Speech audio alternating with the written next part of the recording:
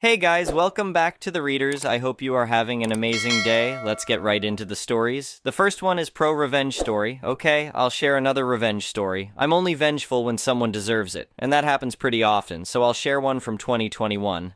Anyone who has seen my posts knows I used to work in private security. Not mall cops, but highly trained, skilled, and armed security. We worked at residential buildings and complexes that were very high-end. Think $300,000 cars in the parking garage is high-end.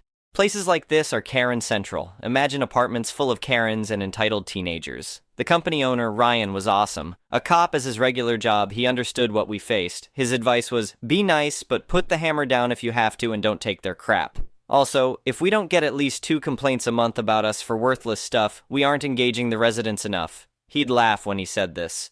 This is important to the revenge. Each supervisor had 15 properties under their control. Regular officers patrolled them, but we supervisors were in charge of helping with evictions, attending town halls on security issues, deciding how officers patrol, and updating which areas were problematic or needed checking. I had 12 properties. In one apartment complex, we had a couple always calling us. We had an emergency line open from 6 p.m. to 6 a.m. When we arrived, they'd complain about their upstairs neighbors. Their list of complaints constantly changed. Stomping, loud music, talking too loudly, cooking smells, their dog urinating on the balcony and it dripping onto theirs. These would be valid complaints if we found evidence, which we never did. When they saw we were starting to question if their complaints were real, they changed tactics and went racist. The couple above them were a sweet middle-aged Asian couple, the Brooks. Mr. Brooke was an immigrant, but Mrs. Brooke was born and raised American. These racist cretins had only talked to the husband, so they assumed, as all racists do, that they were both immigrants. Those people are always making noise at night, Mrs. Walker would say, her nose turned up. We're trying to sleep and they're up there stomping around. Don't they know how to be considerate? Mr. Walker would add.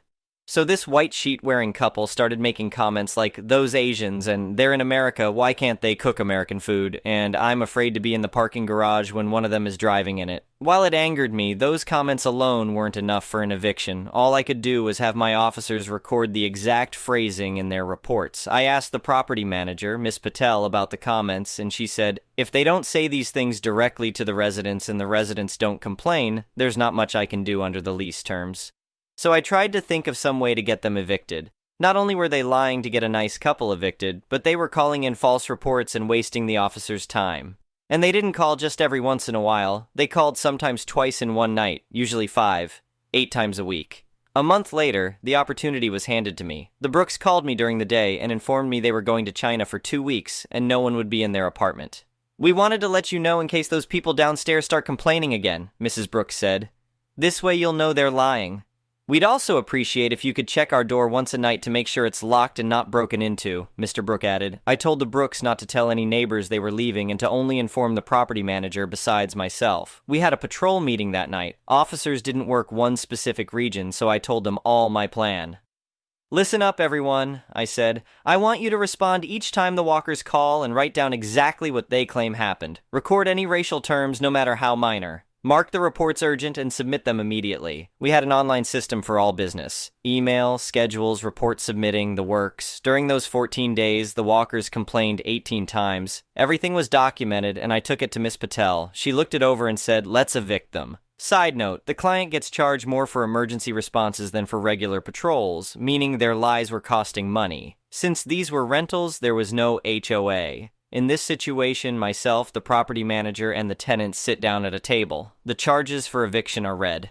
If the eviction is security related, I state what violations have occurred. Not opinions, just facts based on the reports, which the tenants receive copies of. Then the tenants have a right to speak and ask questions. The property manager then decides what happens next. The walkers were sent a formal letter stating they were facing eviction and had 10 days to set up a meeting. If not, the eviction would be processed. They scheduled one. When I arrived, the walkers and Miss Patel were already present. Mrs. Walker immediately attacked me because I was armed. Uniforms for these situations are a dress shirt, slacks, tie, and one weapon with one magazine. Evictions can be dangerous. Why are you carrying a gun? She demanded. This is outrageous. I feel threatened. I just politely informed her, this is my standard uniform, and it's not your call to make. She tried to say she felt uncomfortable and wanted to reschedule, but Miss Patel firmly stated, this happens now, or I will evict you. So they agreed to continue. For legal reasons, these sessions were recorded on video, so tenants can't lie in eviction court or sue. In front of me were all 18 reports, and I went over each one. Time, date, who called, apartment number. I also read out each line, asking them to tell me what they felt was false and what was true. They only claimed the racial terms weren't true. At the end of each report, I said, "So the report is accurate in that tenants in apartment 307 were playing their music too loud, but you're claiming the comments about their race are false?" I got a yes answer every time. Around the 7th report, I think Mrs. Walker caught on. She started complaining, "You're dragging this out on purpose. This is ridiculous." I just smiled politely and said, "This is my role in the process, and you'll have ample opportunity to speak and ask questions after I'm done." Then I went through the rest and let them build their defense. After getting them to admit to their lies, I dropped the bomb. I should inform you that the tenants in apartment 307 were actually out of the country during the time of these 18 reports. They provided proof they were gone, and my officers checked the apartment once a night and confirmed it was empty. Then I smiled pleasantly and ended my part. The look on their faces was a mix of anger and fear. They didn't have a defense. They started saying that myself and the manager were choosing immigrants over Americans. "This is discrimination against real Americans," Mr. Walker shouted. "Oh, did I mention Miss Patel is an immigrant? That went over like a hand grenade in a collection plate. Once they said that, she stopped them and told them she was an immigrant herself." That made matters worse. "Well, that explains it," Mrs. Walker sneered. "You're just taking up for your own kind." During this, I remained calm and collected. Inside my mind, I was thinking, "Oh crap, they're digging themselves deeper." After a few more racial remarks, Miss Patel just stopped them and said, "I've heard enough. You're guilty of filing false reports and exhibiting discriminatory behavior. I'll process the eviction paperwork with the courts in the morning." Long story short, they were given 14 days to vacate. From what I heard, the judge gave them 30 days until Mr. Walker called him a racial name in court. I was able to call the Brooks and let them know it was over. "You don't have to worry anymore," I told them. "We won't be responding to calls about your apartment for the next 14 days until the eviction is complete and those tenants leave. But you're welcome to call any time if you need help or have an issue." "Thank you so much," Mrs. Brooks said, relief evident in her voice. "It's been so stressful dealing with their harassment." "You've done us a great service," Mr. Brooke added. "We can finally live in peace. Security officers want to help so badly, but are limited by either laws, property management rules, or both, so it's nice to do some good when we can." The next one is an entitled people story. My family's ranch has been our pride and joy for 3 generations. Granddad bought this 15-acre plot back in the 1950s when this area was nothing but farmland and open spaces. Now, it's the last remaining large property in what's become a suburban sprawl of cookie-cutter homes and strip malls. I moved back to take over the ranch after my dad passed away 5 years ago. It wasn't an easy decision. I had a decent job in the city, but someone needed to take care of the place, and I've always loved the wide open space and the handful of horses we keep. Plus, having your nearest neighbor a quarter-mile away has its perks. Well, it did until Sunny Meadows subdivision started construction. When the developers first broke ground on the land adjacent to our eastern fence line, I didn't think much of it. Progress happens, and I couldn't blame people for wanting to live in our beautiful area. The sales brochures advertised country living with city convenience, which was a nice way of saying they were cramming as many houses as possible onto the land while leaving a thin strip of trees between properties to maintain the rural feel. Within 6 months, the first residents moved in, and that's when the trouble started. It began with cars, lots of them. The development was built with those narrow streets that only allow parking on one side, and each house had a driveway barely big enough for 2 vehicles. Apparently, the developers didn't account for the fact that most families have more than 2 cars these days, not to mention guests. I first noticed cars parked along our shared fence line. The road there was technically public, but it was a dirt road that ran along my property, which I maintained. Soon enough, it was filled with cars every weekend. No big deal, I figured. People need to park somewhere. Then I started finding beer cans and trash on my side of the fence. Again, annoying, but manageable. I put up a no littering sign and kept it moving. Everything changed when I got a letter in the mail from Sunny Meadows Homeowners Association. I laughed out loud when I saw it, thinking it was sent to me by mistake. The letter stated that I was in violation of several HOA bylaws, including improper land use, unsightly equipment storage, and failure to maintain property to community standards. I called the number listed on the letter and got connected to someone named Doug, who identified himself as the HOA president. "Hi, Doug. This is Jack Reynolds from the ranch next door. I got this letter from your HOA, but there must be some mistake. My property isn't part of your development." "Mr. Reynolds," he said in a tone that made me want to hang up immediately, "your property borders our community and affects our property values. The board has determined that your ranch qualifies as adjacent common land subject to our bylaws." I nearly choked. "That's not how this works. You can't just decide my private property is subject to your rules." "I assure you we can. Our legal team has reviewed the situation thoroughly. You have 30 days to correct the violations or face fines."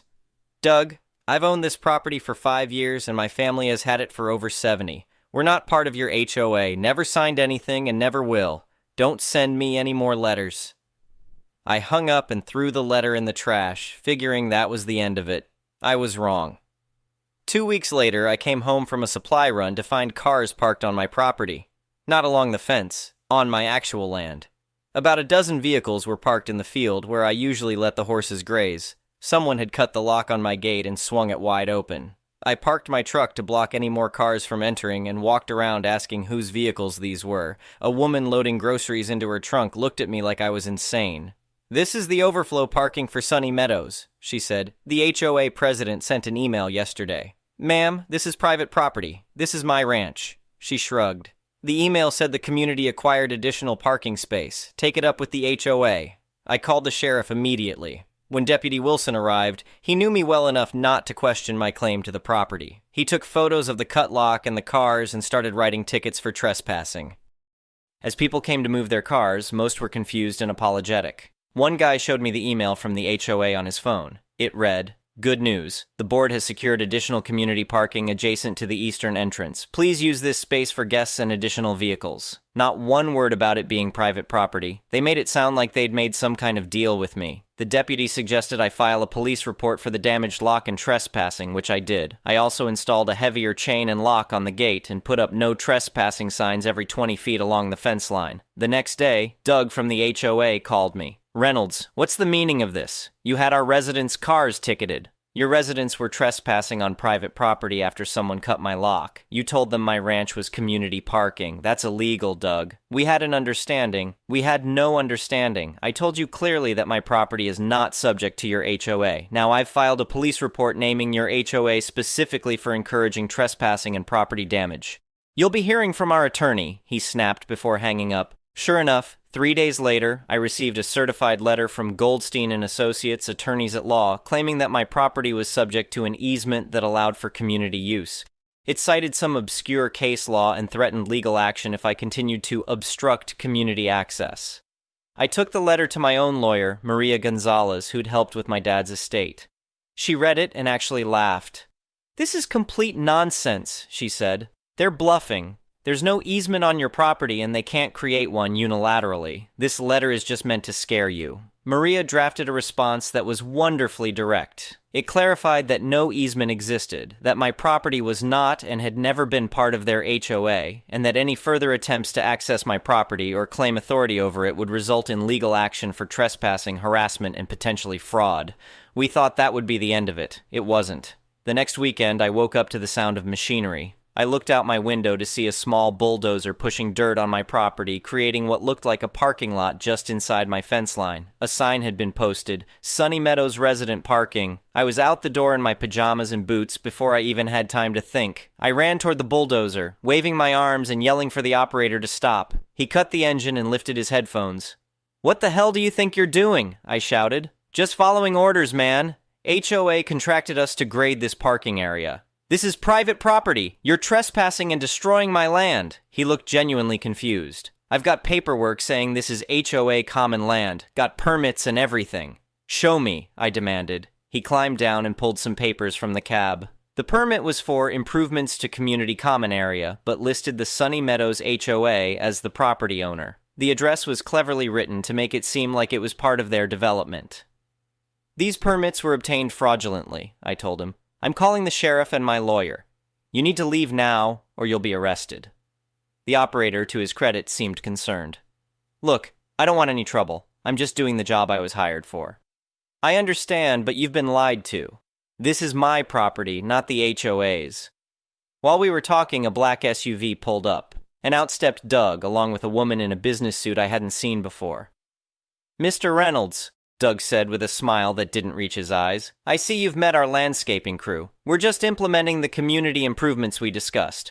"We never discussed anything, and you know it," I said, my voice steady despite my anger. "You obtained fraudulent permits by claiming to own my property. The sheriff is on his way, and my attorney has been notified." The woman stepped forward. "Mr. Reynolds, I'm Jennifer Goldstein. We sent you a notice regarding the easement."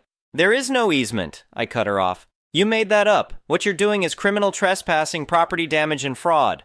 Doug's smile faltered. "Now, Reynolds, there's no need to be difficult. Our community needs this parking area, and your unused field is the perfect location. We're prepared to offer you a nominal fee for the inconvenience." My answer is no. It's always been no. Now get off my property before the sheriff arrives. The sheriff's department sent 2 deputies this time, including Deputy Wilson again. They documented everything, took statements, and informed Doug and his lawyer that they needed to leave immediately. The bulldozer operator was apologetic and gave his statement about how he'd been hired. The deputies explained that while they couldn't determine the validity of the permits on the spot, they could confirm I was the legal owner of the property and that no one had permission to be there. After they left, I called Maria and explained what happened. She was furious. "This crosses the line from civil into criminal," she said. "They falsified documents to obtain permits. I'm filing for an emergency injunction first thing Monday morning, and we're going to sue them for everything they've done." True to her word, by Monday afternoon we had a temporary restraining order against the Sunny Meadows HOA, prohibiting them from entering my property or taking any action regarding it. Maria also filed a lawsuit against the HOA for trespassing, property damage, fraud, harassment, and intentional infliction of emotional distress. The next few months were a legal whirlwind. We discovered that Doug and 2 other board members had created fraudulent documents claiming my eastern field was designated as community common land during the development's planning phase. They'd manipulated the property boundaries on maps submitted to the county for permits. During discovery, we obtained emails between board members discussing how they knew the land was private but planned to gradually assert control through continuous use and legal pressure until I gave in. One email from Doug actually said, "The old ranch doesn't fit with our community aesthetic. Once we control the parking area, we can push for more." When the judge saw these emails along with the falsified permits and property documents, she was livid. The case never made it to trial. The HOA's insurance company pushed for a settlement when they realized how bad it looked. The settlement included full payment for all damages to my property, a substantial payment for the harassment and stress, a legally binding agreement acknowledging my property boundaries, permanent injunctions against any HOA claims to my land, a public apology to be published in the community newsletter, Doug's resignation from the HOA board. Additionally, the county prosecutor opened an investigation into the permit fraud, which eventually led to charges against Doug and the HOA treasurer. The new HOA board, eager to distance themselves from the scandal, has been respectfully distant. They installed a proper fence along our shared boundary with clear private property markers on their side. I used part of the settlement money to build a stable workshop I'd been planning for years. The rest went into a trust for the property's long-term maintenance. I also installed security cameras along the entire perimeter and a much more substantial gate. Occasionally, I still find new residents confused about why they can't park on the community land they heard about when they moved in. I politely explain that it's my private ranch and always has been. One new neighbor even apologized on behalf of the community and brought over a homemade pie as a peace offering. I invited her family to meet the horses, and they've become good friends. I learned an important lesson through all this. Some people will try to take whatever they can if you don't stand firm. But I also learned that most people are reasonable when given the facts. The new HOA board actually consults me now when they're planning events that might impact my property, like their summer festival with fireworks that could spook the horses. As for Doug, I heard he moved to another state after the legal trouble. I don't wish him ill, but I hope he learned that you can't just take what isn't yours, no matter how official you make your letterhead look. The next one is a malicious compliance story. I work at a massive company in corporate. Great place, but unfortunately was stuck under a micromanaging director who had random neurotic episodes. Our team was always burnt out because if Mr. Director saw you leave your desk for any reason, like to go to the bathroom, get water, or take a lunch break, he took that as you not being busy enough and would pile on even more useless work. And if you left a minute before 5:05, he got really upset. Oh, and forget about working from home. Everyone else did. Finally, the time came for the big international trip I had been planning for years that was now possible after COVID. I hardly took time off and slaved away the whole year while my friends on other teams enjoyed life. We were more pressured this year to always be working and not take time off. We had so much work we couldn't even take time off. I ensure everything is wrapped up first, plus it's December, so most people are out anyway. Take my 1.5-week trip and had an amazing time. Fast forward a month, and my manager, who reports to Mr. Director, tells me that I need to watch out and not take so much vacation. He states matter-of-factly that I need to be more careful about using my days, and I've actually run out of time to take off. What, we're checking vacation days? I was shocked as we were repeatedly told that we should not log our days in the system because they aren't checking. It's an honor system. And nobody cares how many days you take. If it's reasonable, I ask, what should I do differently? I always check well in advance and add it on your calendar. Should I start logging my days in the system? How is that possible if I have at least a week left? I keep track myself. He won't give me a straight answer and is super vague. Okay, since we're now tracking vacation days, I'll make sure I log everything in the system I went in and backlogged all of the days I had ever taken off prior years. Weeks upon weeks of PTO. Even needed HR approval since some were so long ago. Manager had to go in and approve every single request since it notifies you and requires you to respond. Going forward, I submitted everything. And yes, I had plenty of PTO left. Manager starts getting annoyed. Says that I really don't need to log time off. I stop him right there. But I thought I was taking too much vacation? We all need to be sure that we're being truthful about the honor system. He doesn't know what to say. Later, a teammate tells me what really went down. Turns out one day, Mr. Director decided that his team was taking too much time off. That all the useless work he assigned was not getting done.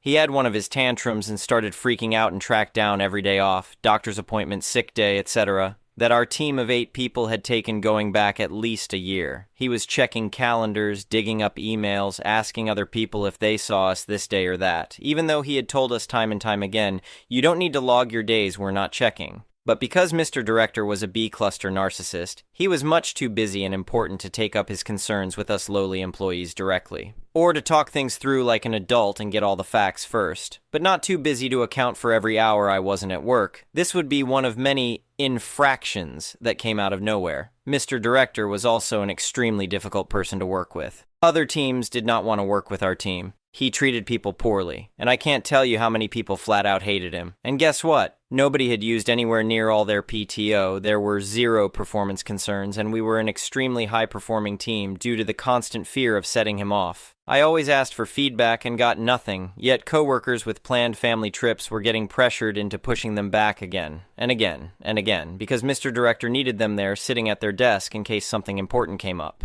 Meanwhile, Mr. Director made sure to use more than his allotted PTO days and frequently took week-long trips. I made sure to use the rest of my PTO days since they were now being tracked. Mr. Director actually tried to stop it, but I threatened to take it up with HR since I had plenty of time left, and he backed off. Thankfully, I escaped that team and moved internally. I was doing so much work, much of it technical for a non-technical team, that nobody knew how to do it.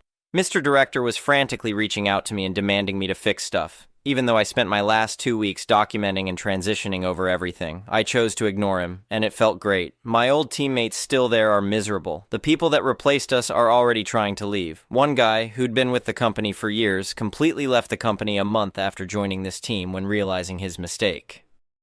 The next one is an entitled people story from the files of plausible deniability. If you think this post is about you, it isn't. Any similarities between what happened and this post are completely coincidental, so don't start something about it, okay?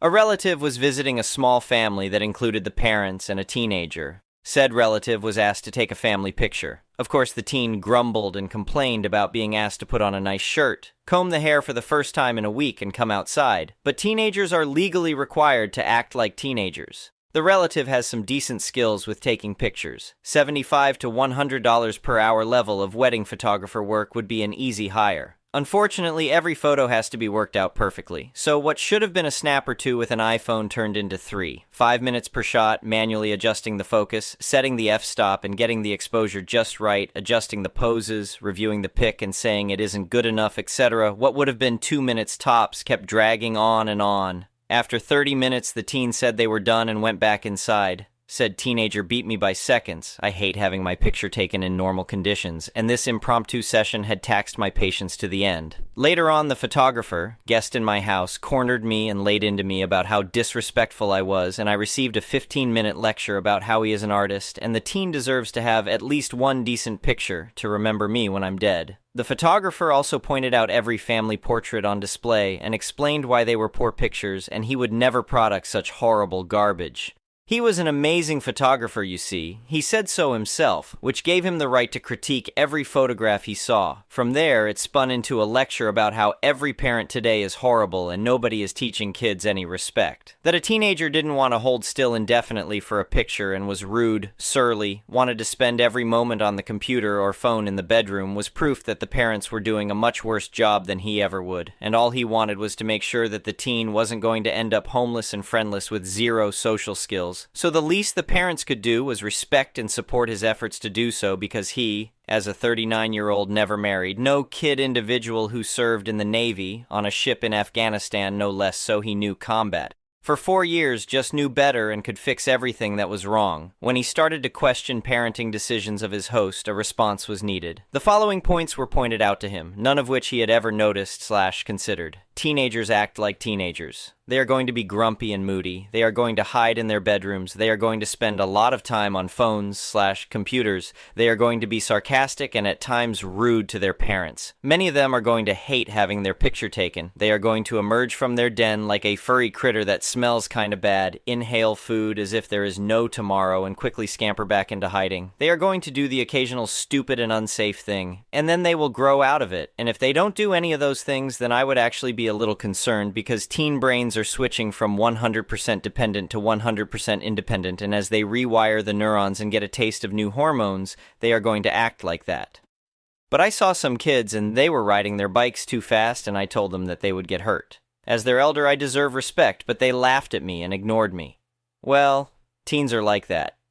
And you will never know this, but sometimes after you aren't looking, they will decide that you are right. They are acting recklessly and might get hurt and adjust their activity accordingly. But they will never let you see them admit they were wrong, and they will never let their friends see them back down to an old geezer. So don't worry about it. And above all, don't expect civilian teens to treat your petty officer third-classness as if you were their admiral. So you're okay with just letting him be rude like that and talk back and not sit down and have a long, proper meal? Yeah, pretty much.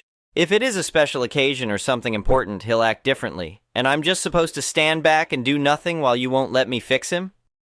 You aren't his parent, so you don't get to fix him. If he's about to fall off a cliff, catch him, but other than that, let him be a teen. And while you are entitled to have your own thoughts and opinions, you are not entitled to express them and critique parents. If you really want to tell people what they are doing wrong, write a book or set up a YouTube channel, but in this house, it is a hard no, and if you can't resist, then you won't be welcome to come over anymore. Come back when he's 24 and see what he's like then. He got pissed and stormed out. I've heard he's been bad-mouthing the horrible, irresponsible parents in one of the family chats, but since he's the only one who does not have or has already raised teenagers of his own, nobody is taking his side, which probably pisses him off even more.